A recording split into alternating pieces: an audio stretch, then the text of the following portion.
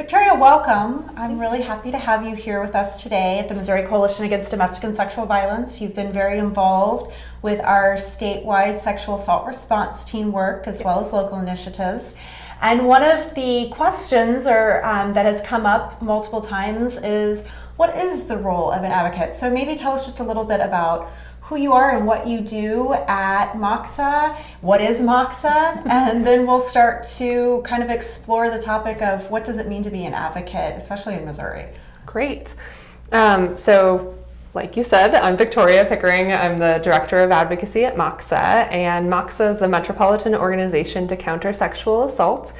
So we are a local rape crisis center based in the Kansas City metro area, and we work with individuals who've been impacted by sexual assault and abuse. And I'm also on the membership committee of the Missouri Coalition Against Domestic and Sexual Violence, and I have been working with survivors of sexual and domestic violence for the last 15 years. Hey, glad to have you. I'm Jennifer Carter-Dockler. I work at the MCA DSV as the Public Policy Director, and I'm wearing one of our logo shirts that says, "This is what an advocate looks like." I'm curious, do you remember when you learned what an advocate was? Because it's not something like I think about when we're younger and we're given these books about you could grow up to be a police officer or a nurse, and I had never heard of an advocate until I was in college. So do you recall when you first learned about what it was like, what it meant to be an advocate, and what intrigued you to kind of become an advocate?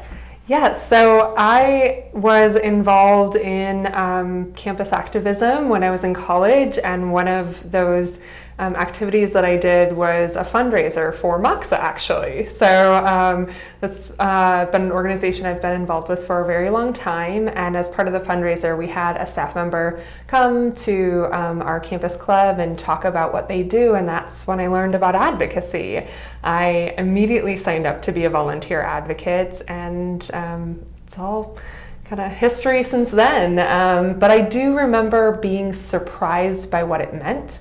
In my mind, and I see this a lot in my career, people think of advocates and they think about somebody standing, with a sign and a picket line and, pushing for change in a really public manner. Mm-hmm. And I think of advocacy as a much more personal and interpersonal activity.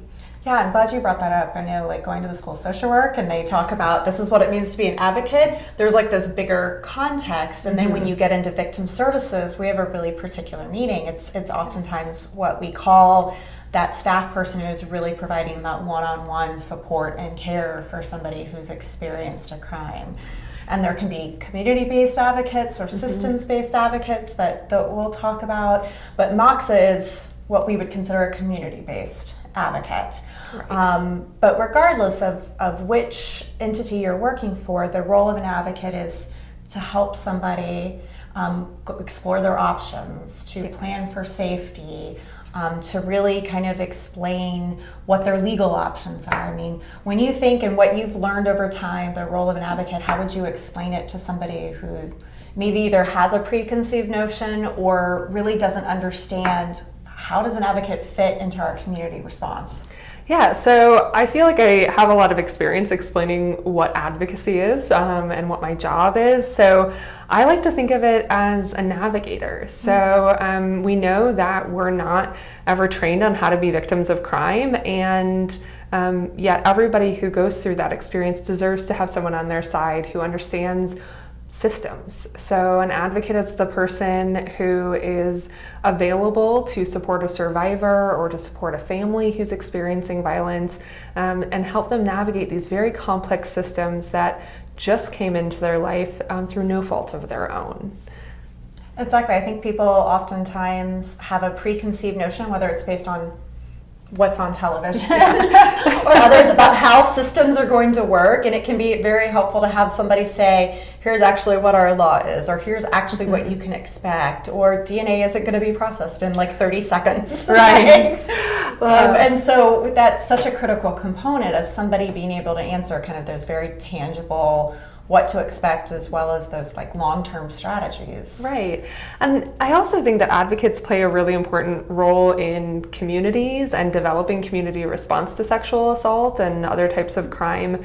because we know that advocates, in addition to supporting survivors and working with survivors every single day, we also make sure that survivors' voices are present in community discussions.